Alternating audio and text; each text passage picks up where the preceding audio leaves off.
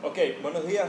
Nos encontramos con el doctor Francisco Sánchez, él es profesor de la Universidad de los Andes y también está adscrito a la oficina del CEFI, ¿sí? Entonces, Sí. profesor, bienvenido. Tenemos una serie de 4 preguntas que le voy a realizar y usted en síntesis me va a responder según su percepción, ¿ok? ¿Cómo Siendo no? la primera de ellas, eh, a casi un año del cierre de la frontera colombo-venezolana o de los espacios o de los pasos fronterizos colombo-venezolanos, ¿qué opinión tiene usted al respecto, especialmente en la zona de La Guajira? Ah, bueno, buenas tardes. Por la hora que grabamos, ya lo que están revisando el material. Con respecto a eso, bueno, primero una aclaratoria. Pues lo que está cerrado formalmente son los pasos, valga la redundancia, los pasos formales, ¿sí?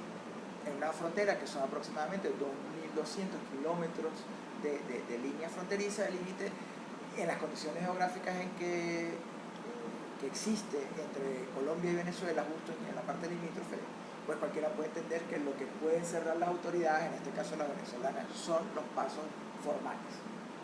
Eso por un lado, para aclarar. Lo otro, ¿qué opinión me merece esto? El cierre se produjo a finales de agosto del año 2015, del año pasado, y los estados de excepción que luego se dieron allí, que se dieron en la zona. Pues mi opinión es que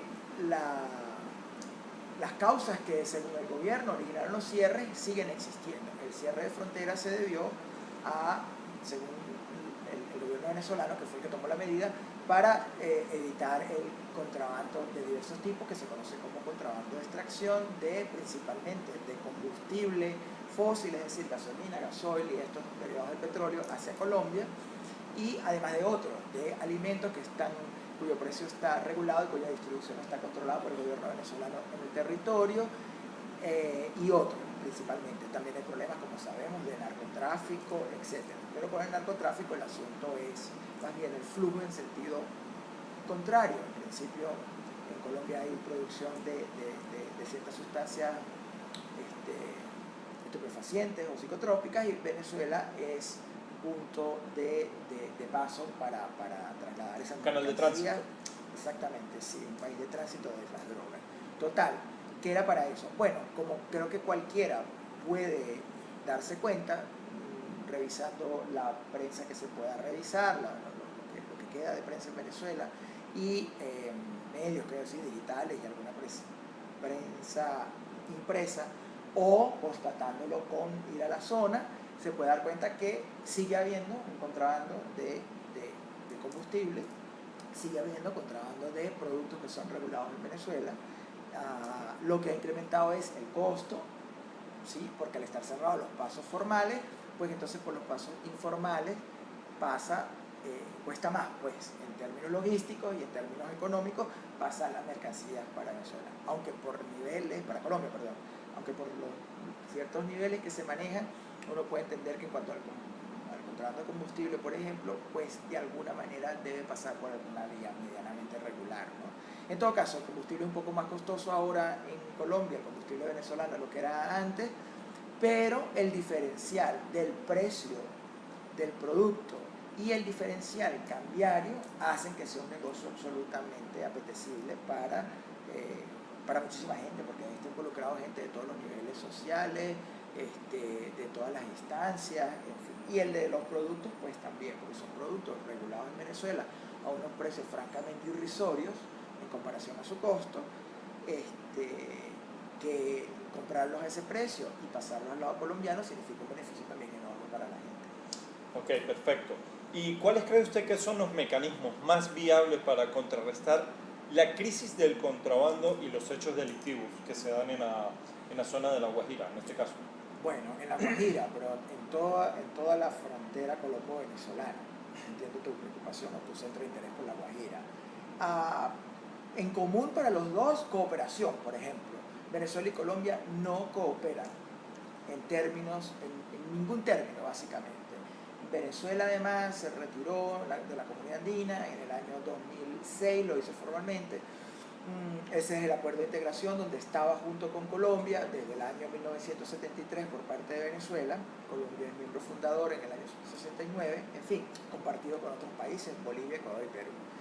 Y luego de que allí hubo problemas, pero además desde que nos retiramos de allí, el gobierno ha sido retirado de Venezuela, no hay mayores mecanismos de cooperación, son muy pocos, esporádicas las reuniones, incluso de hecho hasta ciertamente confusas. Yo no sé si a veces es porque se produce una confusión normal, que puede ser normal, pues, o si son confusiones que en realidad son inducidas. Entonces en estos días el gobernador Bielba Mora de Táchira decía que había una reunión con los con algunos personeros colombianos y podía ser a nivel de cancilleres, e inmediatamente la Cancillería colombiana desmintió que hubiera ninguna reunión bilateral. Al final lo que va a haber, entiendo, es una reunión de algunos legisladores colombianos en Cúcuta, que entre otras cosas tocarán el tema de la frontera, lo tocarán, pero no hay una reunión formal, aunque luego he leído alguna noticia de que se trabaja por procurar alguna reunión, parece que a nivel de ministros de defensa. En todo caso, no hay cooperación. La cooperación básicamente es cero, nula, entre los gobiernos de Colombia y Venezuela. No hay cooperación, por lo tanto no hay transmisión de información, no hay reuniones de los diversos funcionarios de distintas jerarquías que tienen que ver con problemas como el contrabando de un lado y de otro, o problemas de seguridad, como preguntas con La Guajira, con la condición particular en La Guajira, que como muchos comprenderán es una zona con, digamos, árida, que es la península de La Guajira, que hace, lo árido es muy duro, pero es verdad que también hace el territorio mucho más abierto para pasar de un lado a otro, que si lo comparamos con la Sierra de Perijá, por ejemplo, en el mismo estado Zulia. Entonces es más intrincado, es mucho más complicado pasar. Pero es que además en La Guajira hay un factor que es muy importante, que a veces tiende a olvidarse, que es, como su nombre lo indica, el nombre de Guajira viene derivado de la etnia indígena predominante allí. Quiero decir, que tiene que ver con los guayú, perdón, que son los que están allí. Es decir, asocio Guajira con guayú, es lo que quiero decir. Entonces, los guayú, que son indígenas a culturas que están antes, por supuesto, de que existieran Colombia y Venezuela, como la mayoría sabe, ven el territorio como uno solo para ellos. Transitan libremente. Claro, entonces sí, a veces no transitan libremente porque los estados les ponen inconvenientes y trabas, pero no importa porque ellos lo ven, lo perciben, lo usan, lo sienten como un territorio propio antes de que existiera Colombia y Venezuela, y como tal, al tener esa visión, así procuran ejercer su desplazamiento y su relación de pertenencia con el territorio. ¿Qué sucede con eso? Además, la inmensa mayoría tiene las dos nacionalidades, porque es normal, porque es así, como se ha dado. Entonces, quiero decir que este factor es importante tenerlo en cuenta. ¿Por qué? Porque la gente allí, a pesar de los controles y de las trabas que puedan poner ambos gobiernos, la gente conoce mucho más el territorio que cualquier autoridad, salvo que sea una autoridad que venga de la misma etnia guayú.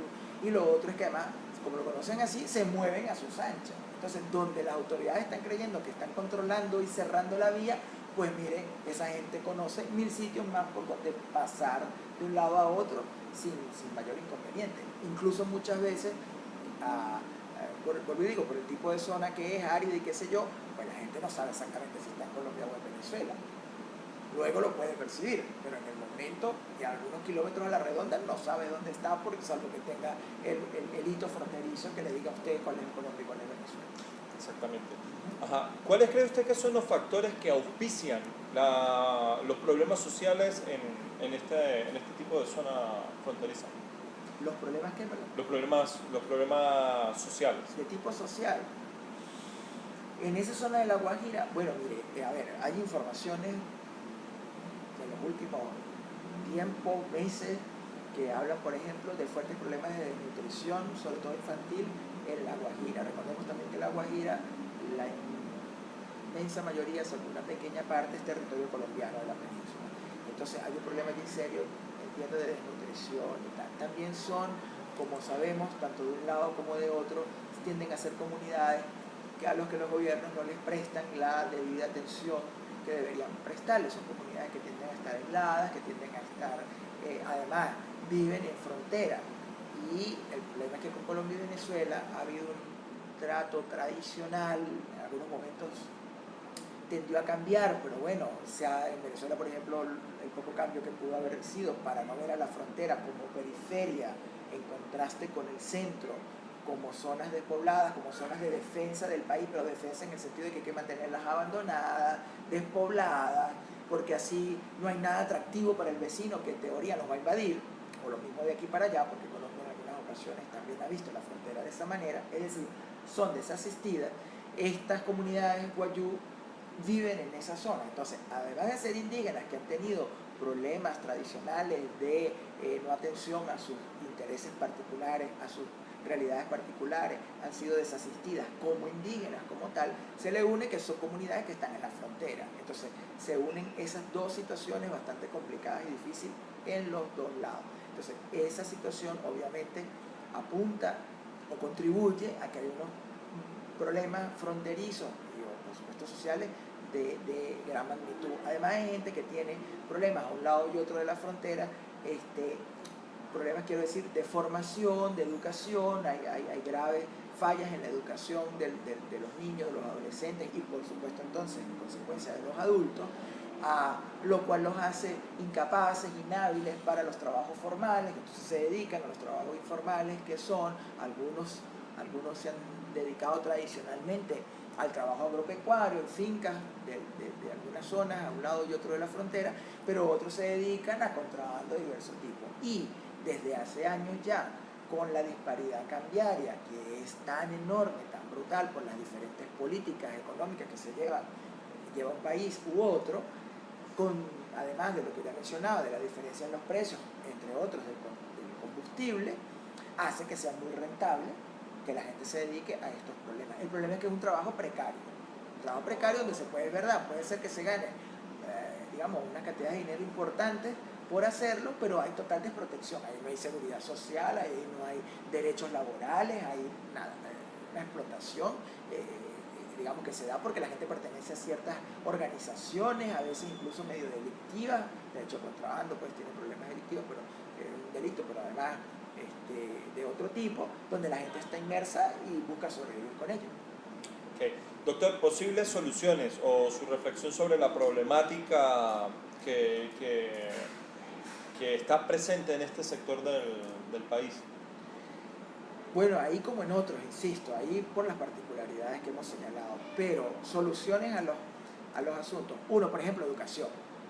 La educación es una cosa primordial y creo que los dos gobiernos no la han atendido exactamente. Debe haber, sobre todo en la parte preescolar y escolar digamos, hasta el nivel obligatorio en que ambos países tienen establecido en sus leyes, la educación por lo menos hasta allí debe estar asegurada por los estados, que deben tener tanto educación pública como privada si fuese el caso, pero en todo caso el estado debe comprometerse a tener tantas escuelas y tantas instituciones educativas como sea necesario para atender a esa población. Uno, es fundamental, los muchachos tienen que ir a la escuela y formarse y educarse. Lo otro, los términos elementales que el Estado tiene que cubrir para la población. Entonces, por ejemplo, la alimentación. Entonces, un muchacho escolarizado es un muchacho que puede estar alimentado, porque si además en la escuela hay comedores escolares, entonces no solo estamos educando al niño y al adolescente, sino que lo estamos alimentando, fundamental. Lo otro, las atenciones médicas primarias, ¿dónde están? ¿Dónde están los ambulatorios, medicaturas o el nombre que se les ponga? Tiene que haber una atención médica primaria allí para evitar, sobre todo el carácter preventivo. Lo otro, los planes sanitarios. ¿Dónde están los planes sanitarios? En la frontera hay, sobre todo en el lado venezolano, que hemos tenido unos retrocesos impresionantes en los últimos años con relación a plagas, ya ciertas enfermedades endémicas que creíamos ya que efectivamente estamos superadas, paludismo, etcétera, fiebre amarilla, que se pueden presentar. Entonces, la atención a ese tipo de circunstancias, agua potable, aguas servidas, en fin, hay una cantidad de cosas que son elementales y que con atenderse ellas redundaría no solo en beneficio de los personal y de las comunidades, sino que además la conflictividad social se tiende, si no a desaparecer, a reducir. Okay. El doctor Francisco Sánchez de la Universidad de los Andes. Doctor, muchas gracias por su tiempo, por atendernos y bueno. Muchas gracias a ti y éxitos.